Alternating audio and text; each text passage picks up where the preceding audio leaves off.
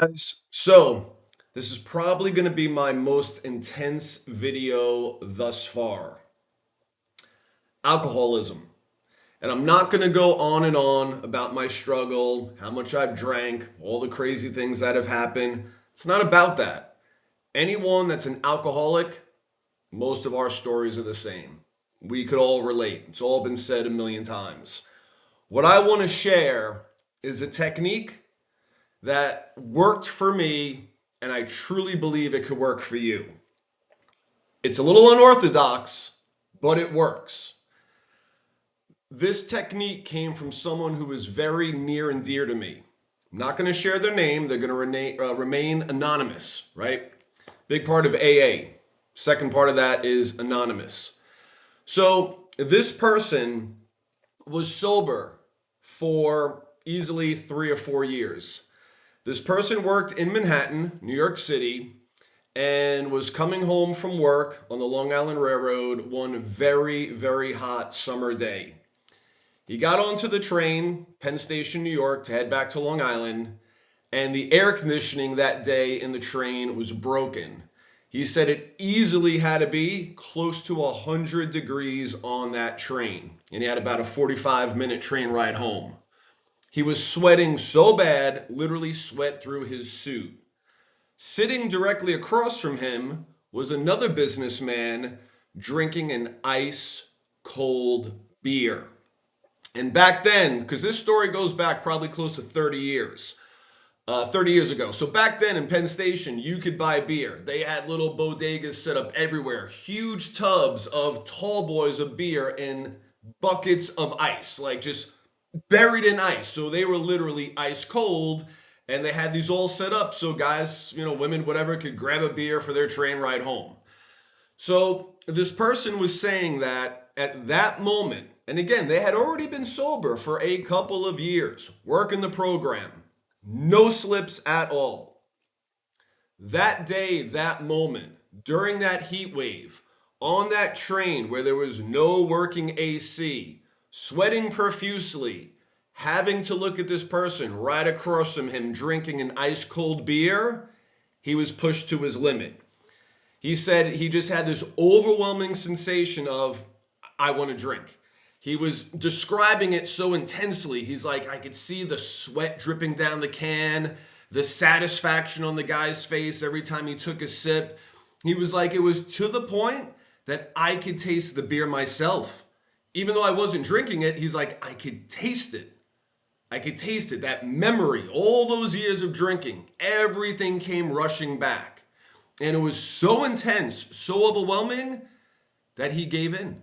And he decided, you know what? I'm going to drink. When this train pulls into station, I'm getting an ice cold beer. But just not today. That is the secret trick, folks. And once he told himself, all right, you know what? I give in. Because he said it was so overwhelming in his brain, this urge to drink, that he said, all right, I'm going to drink. But just not today. And his train got him home. He went home, did his evening thing with his family, and went to bed sober. Woke up the next morning, took a shower, got ready to go to work, and was so thankful that he did not slip. He did not pick up that day. And he said by that evening, and certainly by that next morning, that whole urge, craving to drink, and seeing that guy with the ice cold beer in that oven of a train was gone. And that's, it really drove it home. The whole point that no matter how bad that craving, that urge is, it is only temporary. And the true success to sobriety and beating alcoholism is truly one day at a time. One day at a time. That's it. All you got to get through is today. Don't even think or worry about tomorrow. Just get through today. And that's how you turn days into weeks, weeks into months, months into years. Because it's extremely overwhelming.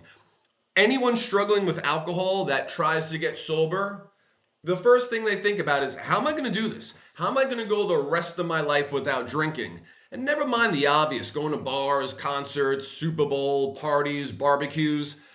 If you were like me, You drank every day doing everything. Hell, I drank folding laundry, raking the leaves, washing the car. I always had a beer next to me, no matter what I was doing.